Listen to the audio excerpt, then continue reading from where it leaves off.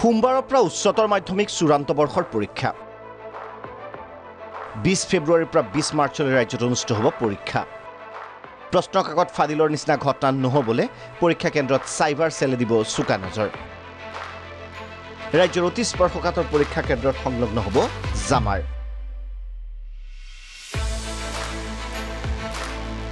পৰীক্ষা কেন্দ্ৰত নিষিদ্ধ মোবাইল ঘড়ী ক্যালকুলেটৰকে ধৰি সকলো ইলেক্ট্ৰনিক সামগ্ৰী কোভিড সৃষ্ট পৰিৱেশত মেট্ৰিক উচ্চতৰ মাধ্যমিক প্ৰথম বৰ্ষ বিনা পৰীক্ষাৰে উত্তীৰ্ণ হোৱা পৰীক্ষাৰ্থীসকলে এইবাৰ বহিব চূড়ান্ত পৰীক্ষাত এইবাৰ উচ্চতৰ মাধ্যমিক পৰীক্ষাত অৱতীৰ্ণ হ'ব 3,42,869 গৰাকী পৰীক্ষাৰ্থী এই গোটেই পৰীক্ষাটোত আমাৰ 856টা পৰীক্ষা কেন্দ্ৰ আৰু 10টা ভেন্যুত 3,42,869 জন ছাত্ৰ-ছাত্ৰী অৱতীৰ্ণ হ'ব এই সকল ছাত্ৰ-ছাত্ৰী যিসকলে উচ্চতৰ মাধ্যমিক শিক্ষান্ত পৰীক্ষাত প্ৰথমবাৰৰ কাৰণে অৱতীৰ্ণ হ'ব তেওঁলোকে কোভিড পৰিস্থিতিৰ কাৰণে মাধ্যমিক শিক্ষান্ত বোৰ্ডে অনুষ্ঠিত কৰা HSLC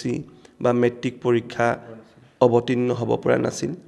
আৰু হায়াৰ সেকেন্ডাৰী ফাৰ্ষ্ট ইয়াৰ এক্সামিনেশ্যনো আমি সকলোকে উত্তীৰ্ণ কৰাইছিলোঁ গতিকে সেই হেতুকে এই ছাত্ৰ-ছাত্ৰীসকলৰ কাৰণে এই পৰীক্ষাটোৱে অৱতীৰ্ণ হ'বলগীয়া প্ৰথমটো চূড়ান্ত পৰীক্ষা হ'ব ৰাজ্যৰ সৰ্বমুঠ 856টাকৈ পৰীক্ষা কেন্দ্ৰত অনুষ্ঠিত হ'ব কলা বিজ্ঞান বাণিজ্য শাখাৰ পৰীক্ষা প্ৰথমবাৰৰ বাবে এইবাৰ ফাইনেল পৰীক্ষাত অৱতীৰ্ণ হ'ব 3,42,869 গৰাকী পৰীক্ষাৰ্থী উল্লেখযোগ্য যে কোভিড-19ৰ ভয়াৱহ সংক্ৰমণৰ বাবে 2021 চনত মেট্ৰিক পৰীক্ষাত এই সকল পৰীক্ষাৰ্থীক উত্তীৰ্ণ ঘোষণা কৰিছিল সেবাই একেদৰে 2022 চনত এই সকল পৰীক্ষাৰ্থীক পৰীক্ষা অনুষ্ঠিত নকৰাকৈ উত্তীৰ্ণ ঘোষণা কৰিছিল শিক্ষা সংসদে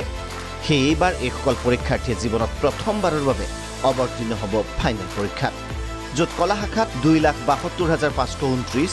বিজ্ঞান শাখাত অৱতীৰ্ণ হ'ব 47,485 গৰাকী বাণিজ্যত 20,907 আৰু বৃত্তিগত শাখাত অৱতীৰ্ণ হ'ব 1,948 গৰাকী ইফালে পৰীক্ষা সুচাৰুৰূপে সম্পন্ন কৰিবলৈ শিক্ষা সংসদে প্ৰস্তুতি প্ৰায় সম্পূৰ্ণ কৰিছে ইতিমধ্যে প্ৰতিটো পৰীক্ষা কেন্দ্ৰলৈ শিক্ষা সংসদে প্ৰেৰণ কৰিছে এডমিট কাৰ্ড আৰু পৰীক্ষাৰ উত্তৰ বহি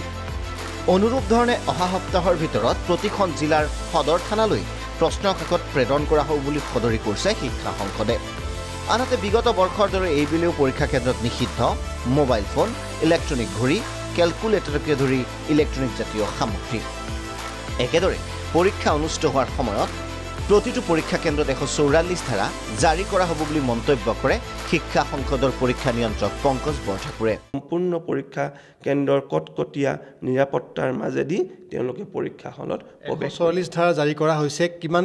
পৰীক্ষাগৃহৰ কিমান মিটাৰলৈকে 144 ধাৰাটো প্ৰযোজ্য থাকিব হয় জিলা প্ৰশাসনৰ যিটো নীতি নিৰ্দেশনা আমাৰ অতীজৰ পৰা প্ৰৱৰ্তন কৰি আছে সাইবাৰ সেল থাকিব নিশ্চয় এবাৰ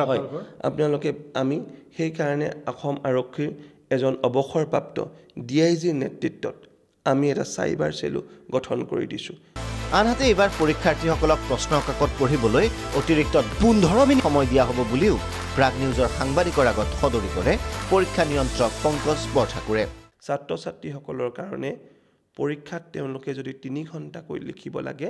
15 মিনিট আগতে তেওঁলোকৰ হাতত কুৱেশ্যন পেপাৰ বা প্ৰশ্ন কাকতখন দিয়া হ'ব যাতে 15 মিনিট সময় তেওঁলোকে সুচাৰুৰূপে পৰীক্ষাৰ প্ৰশ্ন কাকতখন পঢ়িব পাৰে এই ব্যৱস্থাও আমি কৰিছো পূৰ্বৰ ধাৰা অক্ষুণ্ণ ৰাখিবলৈ চেষ্টা কৰি এইবাৰো কম সময়তে ফলাফল দিবলৈ যত্ন কৰিব শিক্ষা সংসদ মুঠতে পৰীক্ষা সুচাৰুৰূপে সম্পন্ন কৰিবলৈ সকলো প্ৰকাৰে সাজু সংসদ ভিডিঅ' জাৰ্নেলিষ্ট আজহাৰ আহমেদৰ সৈতে ভাস্কৰ জ্যোতি শৰ্মা ৰিপৰ্ট প্ৰাগ নিউজ গুৱাহাটী